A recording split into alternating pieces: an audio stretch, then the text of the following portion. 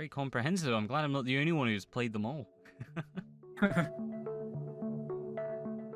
Hello everyone and welcome to another BearTalks. Today we are joined by the Medjay of Fayium. Hello there. Today we are talking about Rome 2. So as always, Medjay, what was your introduction to Total War?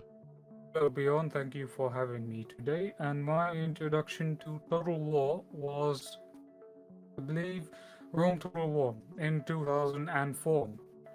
Back when PCs used to be these massive boxes, or whatever you want to call it, massive machines, and Rome Total War was really, I loved it. I loved playing the game. I loved playing every single thing about it. And then sooner or later, I got involved into Medieval 2. Used to play a lot of Medieval 2 mods. Then after that, then Empire. And here's a fun fact: a friend gifted me Empire on the day it pretty much launched on my birthday. So when I played Empire for the first time, I saw all the bugs. Like when the campaign map was on the screen, all the bugs of it flickering, etc. And so I was privy to the fact that Empire's launch didn't go so well. And then I went to Napoleon, and I seriously love Napoleon because Napoleon was, if it's one thing Napoleon did right, got the battles right. When you fight a battle and you lead your infantry, there's music, there's rain, there's cavalry, there's got the vibe of the battle right. Even if I have so many disagreements with the historical accuracy of it. But then came Shogun 2, and Shogun 2 was like, how do I describe it? It was like a miracle.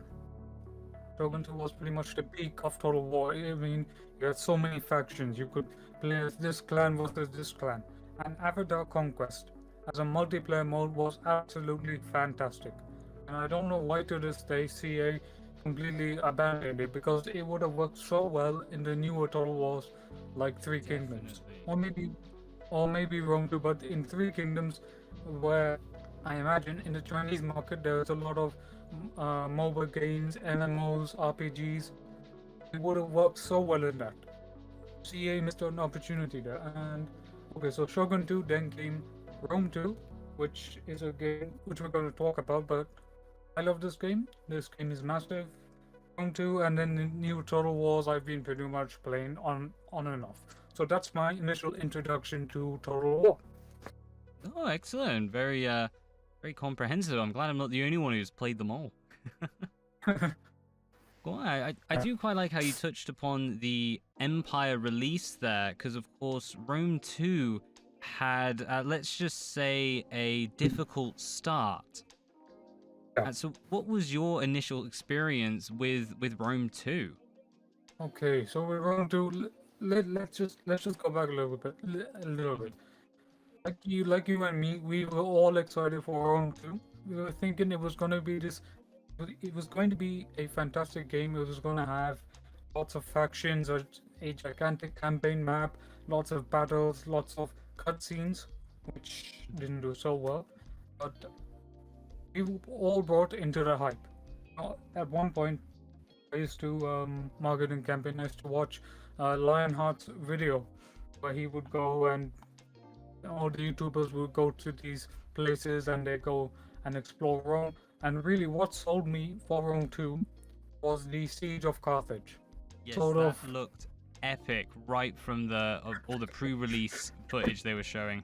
This was really the introduction of the joint naval and land assaults, and yeah, I can totally agree that sold me on this will be a good game. I mean, you know the line, this will look so much better on launch, and to this day the Carthage map isn't exactly what it is, what it could have been. So moving on, when I got to Rome 2, I think my first faction playthrough was Parthia, and at that time I didn't understand what the heck was wrong with the food mechanic at that time. And Parthia's position was really boring for some reason. There wasn't much. I'm trying to remember. They're right down in the southeast to start, aren't they? Yes, more or less. They're surrounded by these Seleucid satrapies, and then was ordered by the Massa, Gaiety, and the Tauhe. It sounds about right. I'm That's- I'm trying to remember. I did once try a Parthia campaign, just Mm. for the challenge. Really, they're supposed to be quite a difficult one. But a similar situation, I kind of not exactly got bored, but it wasn't as fun as other factions were. And then when I played a Rome 2 battle around maybe patch 4, maybe patch 3 or 4, played some golds and versus Macedonians, and the battle lagged. I mean, literally, even with the unit sizes, it was lagging so much. I mean, I was like, what the heck? Then I became very critical of Rome 2. I was like, I don't like this game. It's not good for me because it didn't have that politics screen. You know, I mean, when you played it, no politics, no family tree. I was like, the game initially became a army simulator. You have the armies, you have 2-3 cutscenes, and the armies fight the battle. There's no involvement of you, the player, having a story like you had in the original battle. So basically, what I was saying was that Rome 2, before the patches, was basically an army simulator game without politics, without a family tree, without characters to really connect to Mhm. before the patches, because it was just this army fights this army. You don't have any connection. You don't. The politics system was bare bones. Didn't have anything that could immerse you into such a grand era as classical antiquity. That's quite an interesting take on it, actually. So for you, would you say classical antiquity, the ancient times, is that kind of the reason you're drawn to Rome 2 then? Yes, more or less. When I saw that ancient siege of Carthage, I was like, wow, if the battles would look good as this, then imagine what sort of stories you could create in a classical setting. Because a classical setting, I mean, it's Hercules, it's Alexander of Macedon, it's Julius Caesar, Mark Antony, Cleopatra. These characters that came onto this theater, of this huge setting. There is so much stories involved that we don't know about, and perhaps we never will unless we get a time machine and go back. If you know what I mean. Yes, that's always the archaeologist's dream. We could just go back and see it ourselves. Because imagine seeing ancient Rome in its daytime, and I'll say this: classical architecture is 1,000 times more better than the greyish modern architecture than we live in. I'll That say is a that. big claim. Not wrong though. It is it's a big claim because not the Romans. They never liked. If they saw this architecture today, they would be horrified. Their architecture was more colorful, and they ripped it off from the ancient Greeks. I do like the more colorful. Yes, modern structures typically just gray or white, red brick at most. And if you watch the fall of the Roman Empire, there's a scene where I think it's Commodus who is meeting with his, with his senators, etc. When they did the historical research for this movie, they did so much historical research that they built the set and they actually painted the set as well. So it was very historically accurate for, never mind the armor of the generals or the legions. But when you see a scene like that, you know that you were living in something grand. Oh, that's excellent. Thank you as well. I've now got a movie to watch tonight. Excellent. It's definitely worth a watch. So we were just talking about your initial experiences with Rome 2 and kind of going into why you enjoyed it so much. So we went through the patches, we went through a lot of it. There was one interesting point in Rome 2 where I was playing as a Seleucid. I had no clue how I was doing this, but I basically dubbed this campaign the Agent Spam Fest. Basically, every time my army was trying to fight something, 2-3 agents would stop me from doing it. This was around patch 5 or something, patch 5 or 6. So that was an interesting experience. And then I played mods like DEI. Now, one thing in DEI was I remember I played a battle in DEI that took almost 4 hours. Mhm. Simple bridge battle. Can I That just took 4 hours. confirm this Yeah, DEI Divide et Impera? yeah, it's that one. And I played that battle and it lasted forever. It lasted like 2 o'clock in the night. And it was a simple bridge battle with my Macedonians fighting against these Thracians. I'm like, I'm so glad that the current battles in DEI are now have it finished within 20-30 minutes as compared to hours and hours and hours because historical accuracy. But I played a lot of mods and compared to now with Rome 2, Mm-hmm. now play with 3 to 4 mods at least. But I think I like Rome 2 because compared to all the other titles, it's the last historical title, more or less, that covered such a big era that has so many factions, so many units, and so much gameplay. More or less. Yeah, I definitely agree with that. Coming into Rome 2 for the first time and seeing just the roster available, the size of the map, the scale. I actually think the camera position quite helped with that, bringing you in. Mhm. Oh, and you're 100% right. What Rome 2 got right was the battles. In fact, three things. First, the battle camera is one of the most brilliant features ever added to make you immersed into a Total War battle. Second, when your units fight battle, you can hear them speaking, shouting, screaming.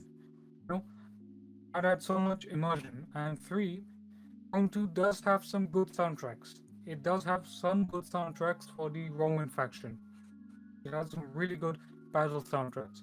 But compared to the Eastern factions and their soundtracks, Mhm. it's a dud. It's a dud. Interesting. There's no So there's no yeah. I can definitely understand a lot of the love went into Rome, and you can really see it with the UI, the faction mechanics. But you also feel that the music then for the Eastern factions was missing essentially. Well, because basically when you play Eastern faction, you should at least get immersed into what it feels like playing Parthia. Why is Parthia different from Rome? Why is Germania different from, let's say, the Macedonians? One of the things that what Attila did basically was it sort of did that. It distinguished why the Sassanids are different from the Romans, why it had different custom soundtracks for each faction.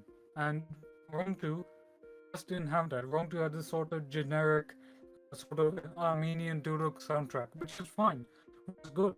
But there was one OST in the game called the River Nile. It usually loads between the campaign loading screen. And when you hear it, you see this majestic Hollywood type Egyptian music. And I'm like that. Because I remember I was watching a video before the release that this guy, can't remember his name, but he said Rome 2 soundtrack is really orchestral. When you actually hear the campaign map, it's more like it's just very ambient and it's very small. That's my problem with Rome 2 soundtrack is that it's not extensive, it's not large enough, and most of the good soundtracks are pretty much buried in the game. You pretty much have more or less boring soundtracks as compared to the sort of like when you play Rome Total War. You have these wonderful ambient soundtracks. You have this battle music that really gets you in. And Attila does that as well. But with Rome 2, that's where I guess 50% of the problem players had. Was the soundtrack and the sound design just wasn't that good enough as it should have been. So with the variance that has been in other Rome titles and in mods actually have done some great work adding new soundtracks. Coming from Rome into Rome 2, we see a drop off then of these original soundtracks, these scores. and then moving from Rome 2 to remastered, do you feel like they brought that back, or have they kind of missed it again? Here's what I'll say about Rome Remastered in a way. I don't think Rome Remastered will replace Rome 2. Because Rome Remastered has made a couple of changes. First of all, there's the UI changes, which is more like Imperator's Rome. Second of all, the battles have been sort of overhauled a little bit. And Rome Remastered is basically an upgraded Rome Total War, but just to sort of bring it up to date with Rome 2, more or less. Really, Rome Remastered is going to live on because it's mostly made for mods. As in, they brought the game for new players and old players alike, fantastic. But Rome Remastered is going to survive because, first of all, there's lots of modding potential. And what Rome Remastered will do better than Rome 2 is that Rome Remastered has much better modding support than Rome 2 has. In Rome 2, you can pretty much overhaul the map, you can pretty much overhaul the units, etc. But what you can't do in Rome 2, in terms of modding, you can't change the campaign map. Whereas in Rome Remastered, you can pretty much at least add new factions and add new provinces. So that's where the difference is. But what Rome Remastered also does well is it has the classic soundtrack. It does it right. But what I was disappointed with was that Rome Remastered didn't have any new soundtracks. I mean, a couple of new soundtracks wouldn't have hurt, and maybe bring in some soundtracks from Rome 2 also wouldn't have hurt either. I can fully agree with that. I think with the update, they've done well. They've definitely brought sort of the flavor and the love from Rome up to the modern era. But it does seem like they missed an opportunity to correct a few mistakes, to add some more flavor to the game, to really just to build upon it. I'll say this about Remastered. I think it's a great experience. I love it. The players may or may not like it. But one thing I was disappointed on was the Alexander campaign. The fact that it didn't redraw the map. And there was one thing, on a custom battle, and you go to Siege Assault and you select an Indian settlement model. It has the Egyptian city model.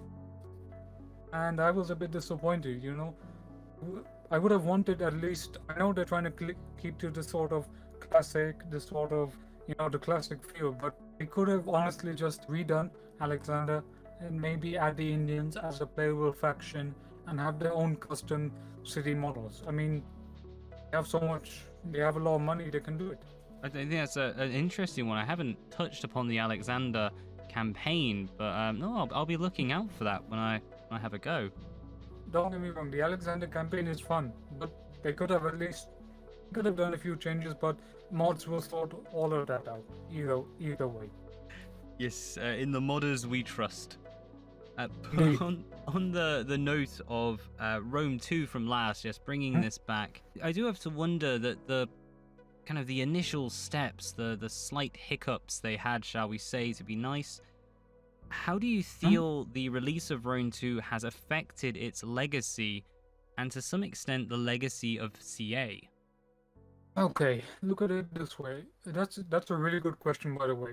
Let's just say this: if Rome 2 hadn't happened, this disastrous launch hadn't happened, we wouldn't be here today discussing about it. We wouldn't be here with all the current Total Wars. And imagine this: what if Rome 2 had been a success, and Rome 2 had released with all the current patches that they had, and where would Total War be today? One thing is, I'm sort of glad that Rome 2 happened the way it was. Every Total War game that is released determines where the next Total War is going to be, basically. And the second thing is, the reason I think CA has had this problem, even with Empire, Rome 2 is big. They'll cover all these factions, they'll add all these units, they'll do all this roster. But the main problem is that, let's have a look at the cutscenes, right? Wouldn't you agree with me that the cutscenes in Rome 2 are really lacking? In Rome 2, so the only ones I can think of are the intro to the campaign and the outro to the campaign. I can't think of any in the middle. Let me refresh your memory then. You have a slave revolt, you have a global general dying, and then you have a triumph, and you have a civil war. So that's basically around 4 cutscenes. Let's look at it this way. Rome 2 really works when it has these immersive cutscenes. The second problem is when you look at Rome 2's gigantic faction roster, which is like Rome 2 is a £100 game now. It will be impossible to create every single cutscene for every single faction or less. And what I would want CA to do is at least for the major factions like the major 4 cultures, like they did for Attila, to just create some sort of at least overhaul the cutscenes at least, because good cutscenes immerse you into the game. Like when you did Shogun 2, when you had so many cutscenes for there was this one where this ninja tries to attack this samurai lord. So he runs behind the samurai lord ducks, and the ninja just falls off. Yes, These that's type of exactly what happens. Classic. These type of cutscenes really add to Shogun 2 atmosphere, because it's a different culture. You have to immerse the player. What I didn't get was what happened during the launch that they got so much from the game, and what also happened was that Rome 2 really badly needs an overhaul of cutscenes, and I sincerely wish that they would do that. The third thing is that Rome 2 has sort of copy paste cities. So you will have 7 to 8 variations of unique cities, but the rest are all copy paste. And I get really tired of besieging the same city time and time again, but there really isn't much that you can do about it. There is an interesting rumor, in fact, too. What is that the Attila team, sorry, the Lord of the Rings team that is making this Attila mod, I think one of their modders is creating a tool that will be able to that they can replace vanilla maps with custom maps, which they're sort of doing. You can use that editor for, let's say, for Rome 2 even, once the mod is out. And then there's another one by the Bronze Age mod team. I think one of their modders, I was talking with them on their Discord chat. What they said was that although they can't change the fixed vanilla maps, what they can do is that they can change the appearance to make it look more like a Bronze Age map, more or less. So where Rome 2 is right now, with all the current patches, with all the current factions, and I think it's great. I think what Rome 2 needs is, and to this date, CA has not released a battle map editor for Rome 2, which really baffles me, because Rome 2 has like 5,000 mods, or even more than that, on the Steam Workshop. I think Rome 2 is one of the most moddable games ever. I mean, if you just go through Steam right now and look at it, be like, why haven't they done that for Rome 2?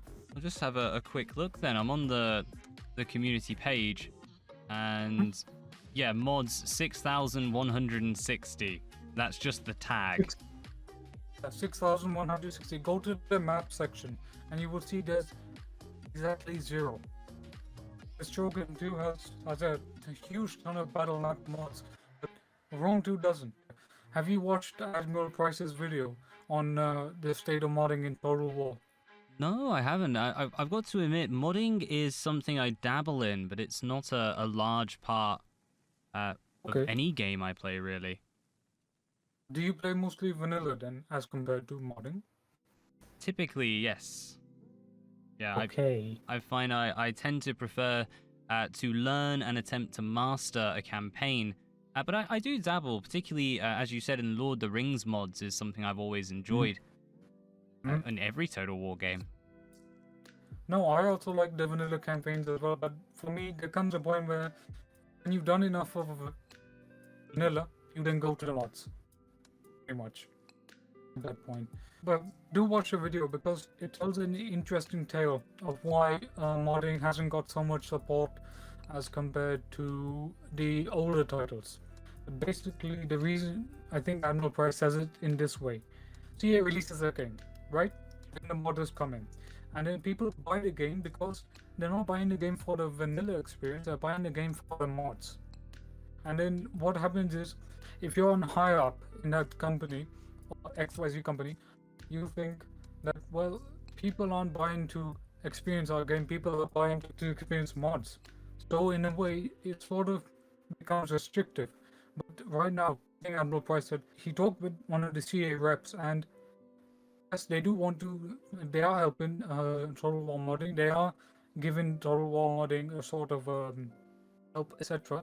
There's no incentive just yet to sort of give full modding tools, because the campaign map that they're using for the new Total War games, that's done through a third party.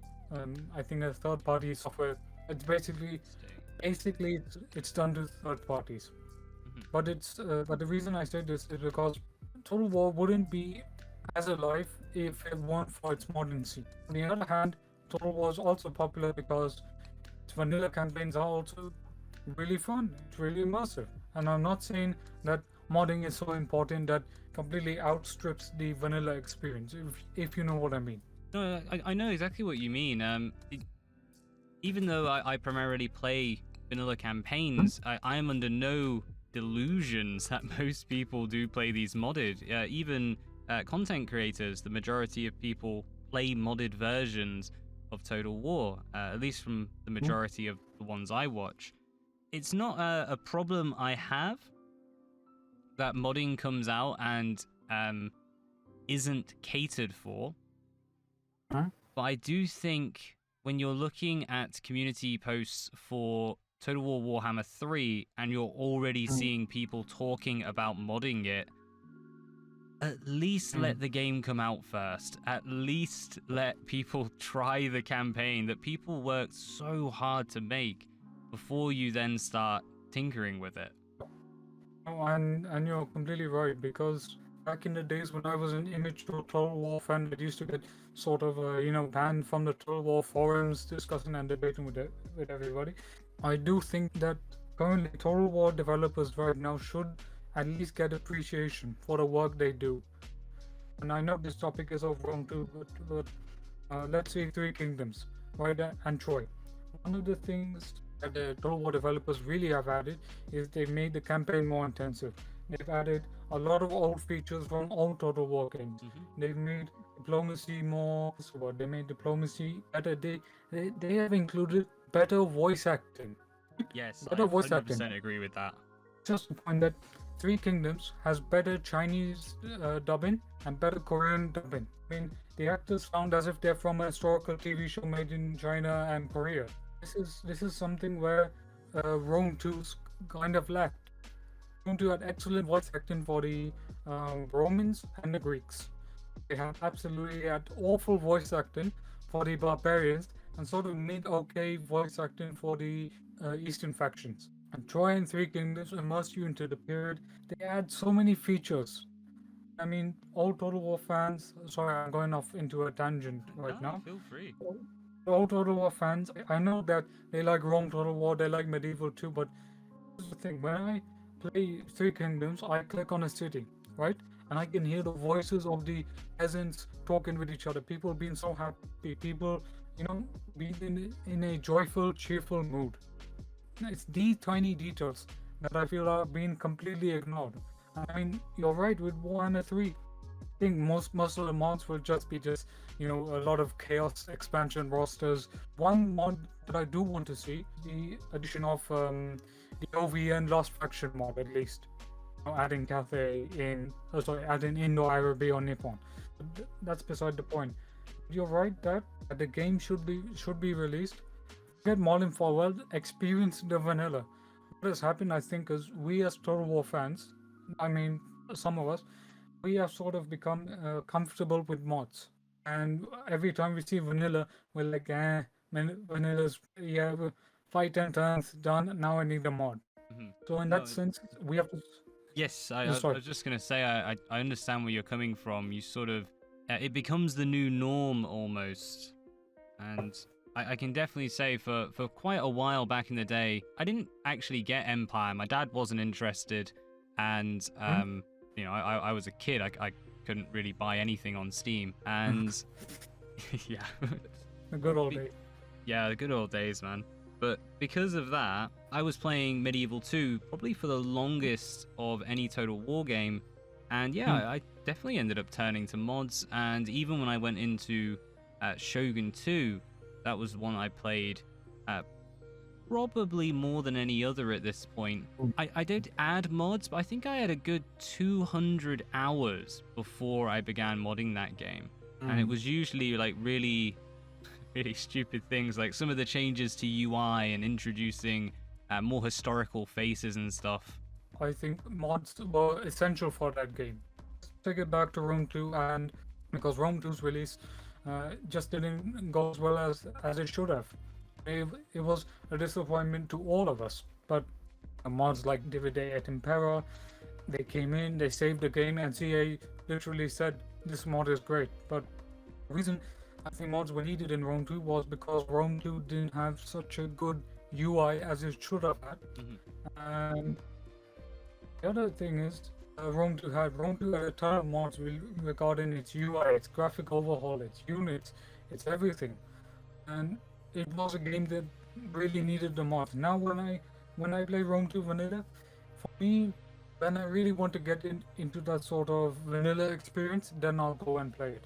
But the reason now in Rome 2 when I'm playing, for example, I play with Divide et Impera because it adds a huge bunch of factions, lots of units, campaign mechanics, etc. Let's say I will go play with a mod called Wars of the Gods mod.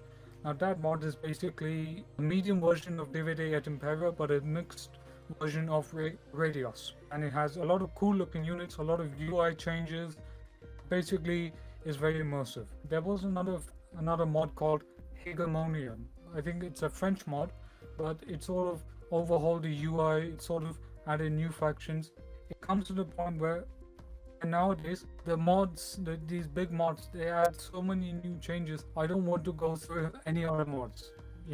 Basically, reason I think many players played Medieval 2 was, yes, it had a fun vanilla campaign experience, but maybe I wanted to play a new period like the Bulgarian Gardens mod, or I want to go and play the Crusades mod or something. I'd go for that. Problem has become is that we're relying on Total War mods for every single aspect of the vanilla campaign. And if I was a developer and I'm creating this game and I'm putting in so much time and effort, then I make it, and then suddenly some 2-3 people come in and they make this mod that's more better than all the effort and content that I poured in. No doubt I'm gonna feel for a second, what was the point of me making that DLC in the first place, if you know what I mean? Definitely, and I'm actually quite glad you've brought that up about how the actual creators feel and the fact we're becoming reliant on these mods, because Rome 2 has a very, very interesting history with its release not doing so well, and then in later years they've patched it, they've improved it, and honestly, right when I thought they were finished, they'd moved on, in 2018 we had the Ancestral update. Yes. What are your feelings towards this very late into a game's life, getting a full update, an introduction of mechanics to it? I, for one, am personally glad they did it. Because Rome 2 before that was, even with that sort of half politics update that they did, it just wasn't immersive. When people say CA don't listen, that's what I'm saying.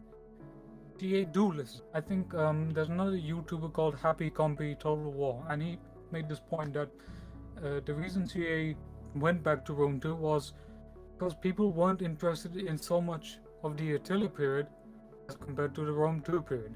And when they added this family tree, and plus also they added new faction art, like new concept art, which is also seriously underrated. Because what then led with the Ancestral update was, I think, the Empire Divided DLC, if that is correct. That was the next DLC that came in. I think yes, yeah, it came out with a couple of DLC at the time. Okay, Apologies, so I'm just on their site and I'm trying to have a look through. I think we had the Desert Kingdoms patch was in 2018. And the Rise of the Republic had an update. I think it's the Rise of the Republic came with it. Rise of the Republic was pretty much the last DLC before they, left Rome 2. But let's just talk about these three DLCs. First of all, massive credit to CA for doing DLC for Rome 2 that is in completely different periods. The Rise campaign is pretty much the tutorial expanded. The crisis of the third century, no one knows about. When I played as assassins or as the Romans in that campaign, he really went through the effort of making when you played as assassins, you got these messages, you got these events, you got the story of how Shapur wants to create his own empire. You got a story of how Aurelian was restoring the Roman Empire. You got these historical events, and the Desert Kingdoms, they also added custom event art. One of the things I was really glad was that they added, the when you play as Kush or a Desert Kingdom, well, as Kush, you get this concept art for Egyptian gods, right? And I was like, thank you so much for adding it. But when I play as Egypt, I also want those concept art of Anubis and all these Egyptian gods into my campaign as Hellenistic Egypt. Because as much as the Ptolemies were worshipping the Greek gods, they also made sure that they were respecting the Egyptian gods as well. Pretty much. Because they're Greeks and these are the Egyptian guys. So they got to convince them that they just aren't foreign rulers, they also are Egyptians as well. So the biggest, and some people might say, well, this is just a small issue you're talking about. I'm saying it's a big issue. For a large part of the game had vanilla concept art, and it was just the same old concept art. There wasn't anything new. What came with the Ancestral update, with the Empire Divided, Rise of the Republic, the Desert Kingdoms, they added so much new concept art, so much new voice acting, at least the Roman, I think, well, the Etruscans, but they added so much stuff that the game was missing. One of the drawbacks of the DLC was not overhauling the faction cinematics, because when you play Rome Total War, the majority of factions got their own sort of something to immerse you in. And to this day, Rome 2 doesn't have it, which I wish they could desperately do. It's very interesting stuff, particularly about some of those introducing new things with such a late DLC expansion and update, and still missing out on stuff. I actually hadn't realized that Kush had the inclusion of Egyptian gods, yet Egypt, the mother faction, they didn't, for some reason, patch them into that faction as well. Pretty much because at least if you're going to play as Ptolemaic Egypt, you're going to do all these festivals for these Egyptian gods. One of the things I was disappointed with Attila was it spent so much time immersing you into this late Roman era.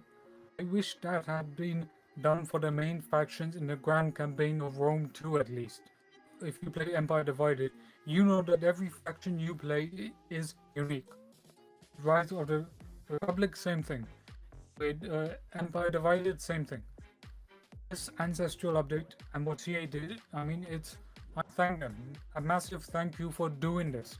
Otherwise, Rome 2 would have been left aside. And really, what CA did with Rome 2 was a no man's sky approach. And they have to be saying thank you, because not many fans go and say, "Oh, thank you, CA." No, what they do is they say, "Oh, this game sucks. I don't care for it." Which is absolutely, I know you're looking at your rose-tinted glasses. At least give them some credit. Give them some credit for 100%. I agree. I think there's so much blaming and I hate to use the term, but toxicity that is thrown around online, particularly against people who tried their hardest. Believe what you may want, but no one sets out to make a terrible game. They're always going to be aiming to make something their fans enjoy. Yes. Okay, let's just have a look at Imperator Rome, for example. All right, Imperator Rome, it has the same premise as Rome 2, really. Grand factions, lots of battles, etc. When it's released, this is the Paradox game, isn't it? The Paradox Interactive. The Paradox game. The main problem with both these two games, Rome 2 and Imperator, is that on launch, they are bare bones in terms of action immersiveness, right? So if I play Rome and I'm besieging Carthage in Imperator on the day of launch, there isn't much difference. Rome had a bit of difference, but there wasn't too much. The main thing is that both games, they are not received passionately, and then it sort of leads to this thing that to game companies is that if you do Rome, you are going into a cursed platform. It's not the case. The case is that both Imperator and both that maybe a higher up said that we want these games to be released within a certain frame time. And the problem then comes is that the developers don't have enough Q&A testers, because what sets a game from releasing is its Q&A. Its Q&A makes sure that these bugs are sort of fixed. But this isn't just a CA paradox problem. I mean, it's these days that a lot of Q&A testers are working 70 to 80 hours, and I'm not accusing any company. What I'm saying is that Q&A testing is now more so than ever so important. And I think what happened with Rome 2 and with Imperator was that they just didn't have enough time to Q&A and properly test everything, because look at the gigantic scope of the maps of these two games. Yes, It would yeah, take their grand literally campaigns truly are grand. and it would take at least 100 Q&A testers just to test every single part of the map, just to balance every single part of the campaign map, all the factions, etc. And really, it took them quite a while, and both games are at a good pace. In Imperator's case, the problem is that while the Roman and Greek factions are fleshed out, the other factions aren't. But in Rome 2's case, most of the factions and balances are put, but it lacks that sort of cinematic faction intros, pretty much. I mean, I know it's not an accurate example, but hopefully if you... It's a very important part of a game. As you were saying before, with the voice acting going into European and particularly with the Germans, I correct me if I'm wrong, but I'm pretty sure they all have the same voice actor. For the barbarian voice, it's just one guy. For the Eastern factions, it's one guy. For the Romans and Greeks, I think there's one or two maybe. For the barbarians, to this day, I don't understand why they didn't get that barbarian voice actor from Rome Total War, or at least get the voice actors from Medieval 2. They could have done that for the barbarian voice acting, for that matter. But I'm just thinking, this is this CA, of course, being based in England. They could have just gone to the Red Wyverns. They'd have done it for free. I mean, there's no shortage of English voice actors that can do accents in a pretty good style. You know, like Gary Oldman. There's one thing I don't understand in Rome 2 is that why the heck did they hire Mark Strong, who is an absolutely exceptional actor, only voice this line? He voiced this line, "The men are wavering." They pay him. How much did they pay him to voice that one line? He says it You know what I so mean? perfectly. So perfectly. I mean, did they pay Mark Strong £100,000 just to say that? Could have at least got Mark Strong to voice 100 different lines, you know? And I'm like, the men are wavering. I just got fed up of it, because CA can hire Hollywood talent. I mean, there's so many Hollywood celebrities. I mean, look at Henry Cavil. He plays Total War games, you know? They can pretty much hire whoever they want. They're such a massive company. I think they should have. Very true. Go on. Just as we lead towards the end, because we've actually gone quite long. It's been a really good chat. Henry Cavill. Who would you want him to voice? Okay. In any Total War game, or just as in general? Well, I think he's a Total War Warhammer 2 player. But let's imagine he just says, okay, that's cool, I'll be in Total War. So anyone you'd want. I'd have him voice Chaos. Ooh, that's a good choice. I'd have him voice a Chaos faction, like Benedict Cumberbatch did with he voiced that dragon Smaug in The Hobbit. So I'd have Henry Cavill do an evil, like that Chaos type of voice. I think it will really fit well. Well, I don't know.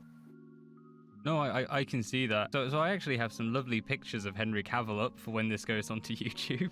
I think his body fits that corn style. Just have to make him look a little less chiseled somehow. Be a challenge. Yeah. But I would actually say his voice, I can see that more of a... I almost want to say Zinch. I don't know why. I can just see him tricking people. I mean, sure, he could do a sort of a higher faction, but to be honest, it's, I think you can find a lot of actors for elves, more or less in the fantasy genre. Yeah, but Henry Cavill would definitely, in fact, he should do at least a voice for Medieval 3. When Medieval 3 comes, get him on that game. PC is such a big company, they have the talent, they can do it. I'll just finish it off well here, more or less. I think Rome 2 is a fantastic game. It's got great mods. I just wish its mechanics were a bit more like Rome Total War. Rome 2 is a game that is definitely worth trying. If you ask me, recommend it to a new player, I'd say try Rome 2 and Rome Remastered. See what you get out of it, and chances are you'll end up with, I like this game more than this game. But at least appreciate the effort that these developers, they spent a lot of time, and that's not disparaging the modders as well. That's not disparaging them. And I don't like being gate-banned into a sort of a, you should like this Total War, you should like that. I like all the Total War games. Some I don't like, some I might not like, but I appreciate the effort that is being put into them, both by modder and developers. Excellent. That's a great message to end on there, showing the appreciation to all sides of the gaming community. Well, that is our time for today. It's been lovely having you on. So we'll just ask Medjay, what's new? What's coming onto your channel going forward? Well, okay. So what I'm currently working on is a project where I am going to learn a lot of Imperator Rome. What I'm basically going to do is I'm going to create a sort of narrative let's play. So I sort of play a campaign, but I showcase a battle along with it, like a Total War battle, along with some footage of Assassin's Creed to sort of immerse you into the story. So it's a mixture of all three games told in a way like officially Devon would do. That's the project I'm working on, and I'm doing some more ambience videos for Rome Remastered, and I'll be doing more cinematic let's plays. But more or less, this Imperator Rome project is the really big one I'm working on. This actually sounds very interesting, to be honest. Quite unique. I'll run with that. Well, good stuff to look out for.